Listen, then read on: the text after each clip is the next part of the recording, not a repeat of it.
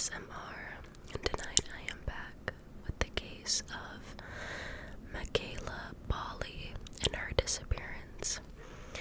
Now, as always, if you are looking for more ASMR content from me, I always will have my original ASMR channel linked down in the description box below. And also, as always, all of my notes are going to be on this side of the screen, which is why I will be looking over there quite a bit throughout the video. But without further ado, let's just get started. So, Michaela Bali, a teenager from Yorktown, Canada, was born on July 2nd, 1999. She was the oldest of her siblings and grew up in a tight-knit family environment.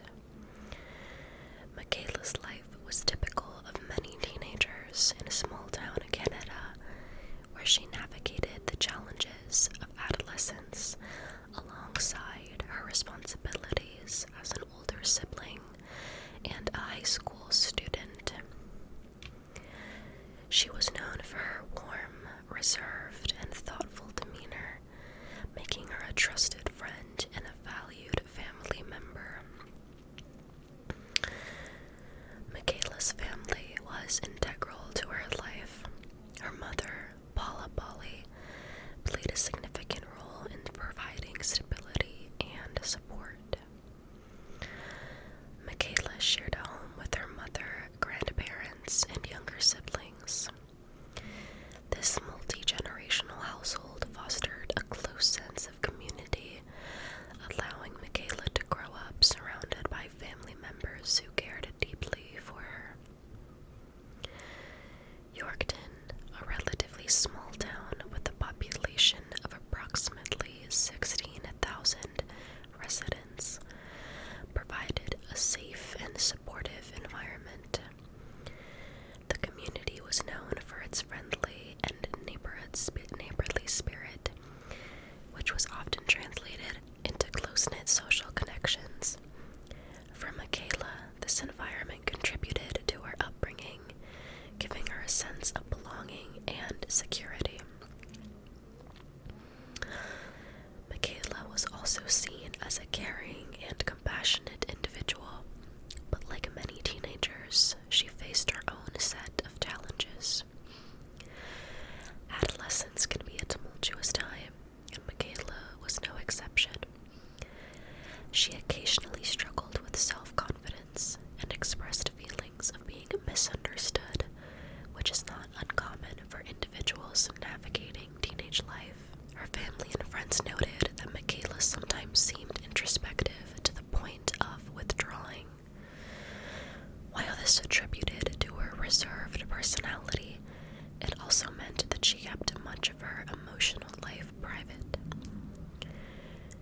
Her loved ones were always ready to support her, but Michaela's inclination to handle her struggles independently sometimes made it difficult for others to gauge how she was truly feeling.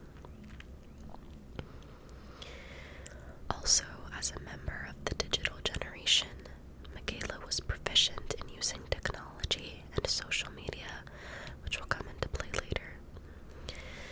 Platforms like Instagram, Snapchat, and Facebook were not only a way for her to stay connected with friends, but also a means to explore relationships and interests beyond her immediate environment.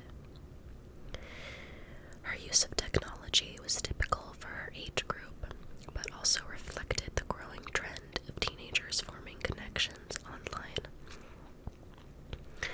While these interactions often brought joy and companionship, they could also present risks, particularly in the context of meeting strangers or engaging in conversations that her family or friends might have not been aware of. Now, Michaela was 16 years old at the time of her disappearance, and in the days before April 12th, she exhibited behaviors that hinted at possible plans to leave her routine life in Yorkton. She had been reportedly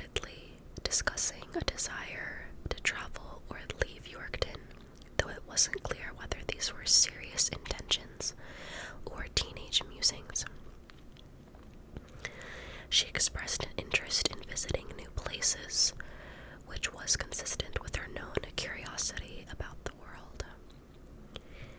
She also appeared more reserved than usual in the week prior. While Michaela was naturally quiet and introspective, her family and close friends noted that she seemed even more preoccupied and distracted, though she didn't disclose any specific concerns to anybody.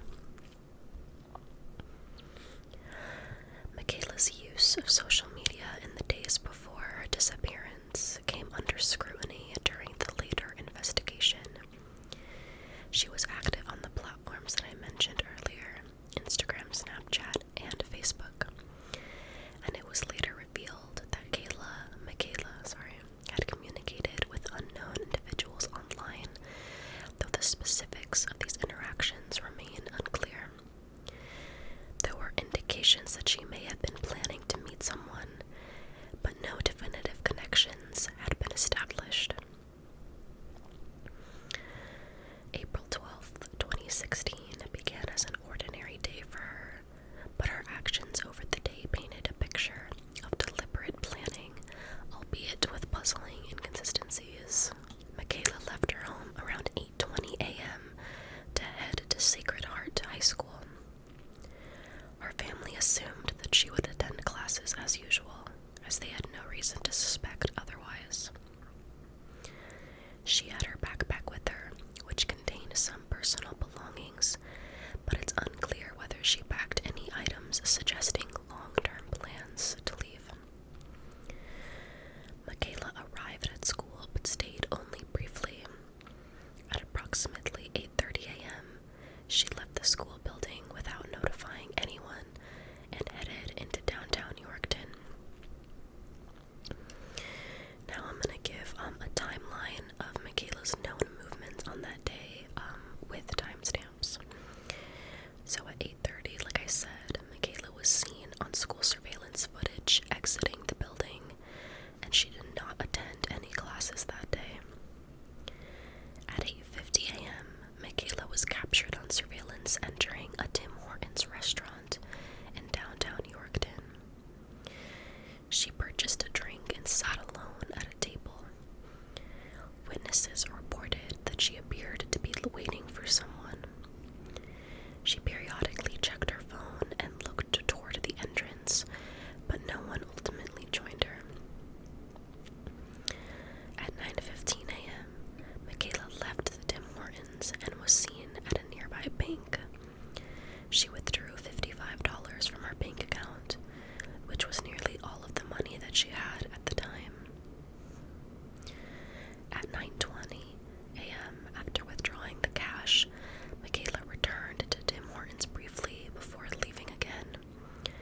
Witnesses reported her looking anxious and/or distracted. At 9:30 a.m., Michaela walked to a pawn shop located nearby.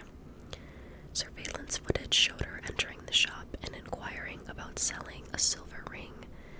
However, she ultimately did not sell the item and left shortly afterward. At 9:40 a.m., Michaela visited a bus depot, where she asked about bus schedules and departure times.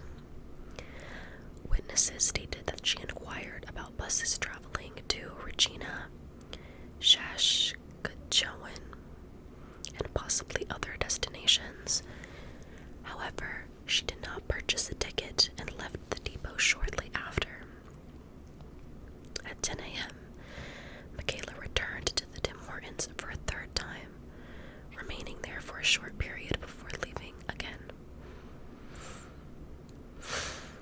Between 10:45 a.m. and 12 p.m., Michaela was spotted at various businesses in Yorkton's downtown area, including a second visit to the pawn shop. During this time, she made phone calls from a borrowed phone at one location. Investigators did not disclose the details of these calls, but they are believed to have been significant. At around noon, Michaela was seen having lunch at the Trail Shop restaurant located within the bus depot.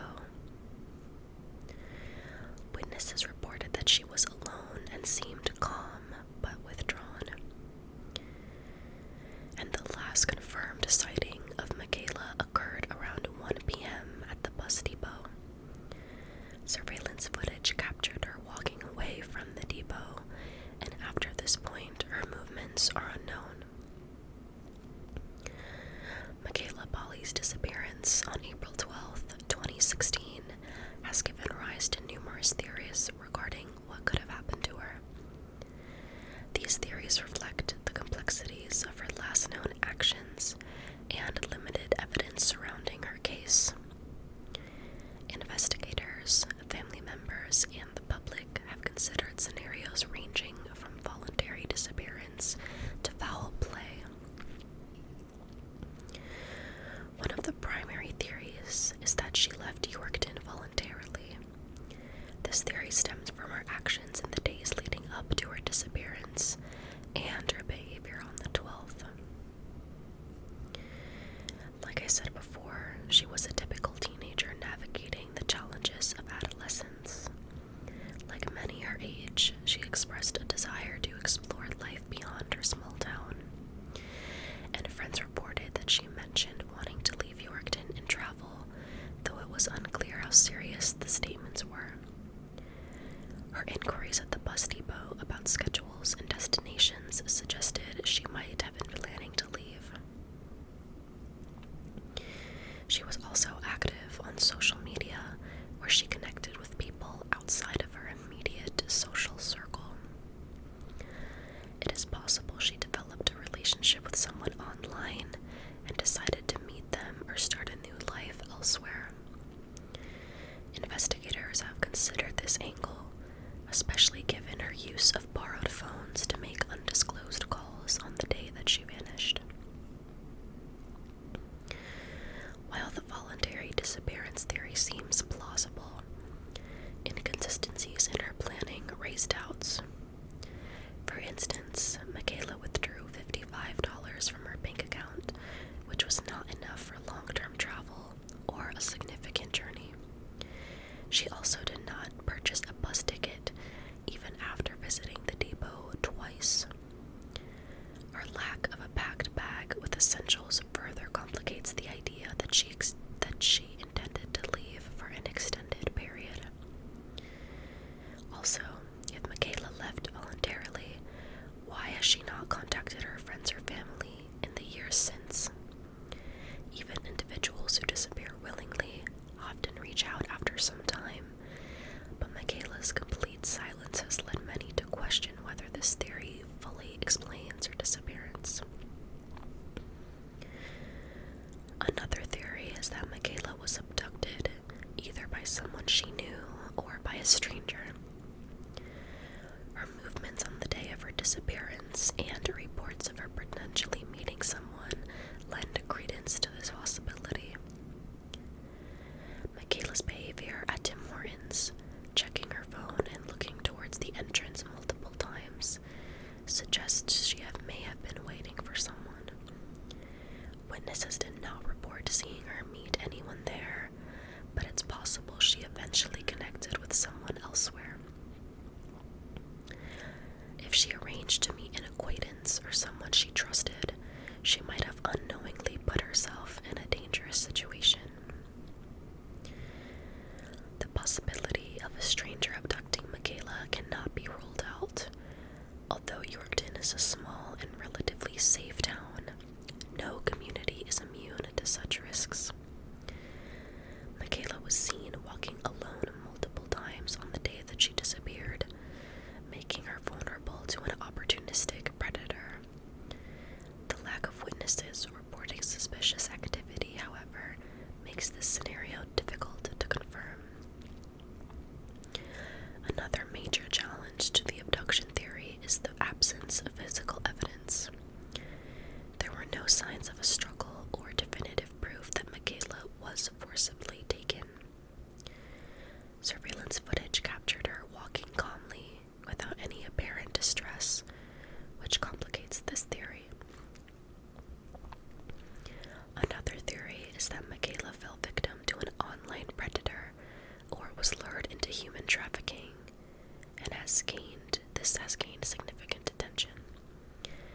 As a teenager active on social media, she could have easily been targeted by someone posing as a friend or a romantic interest.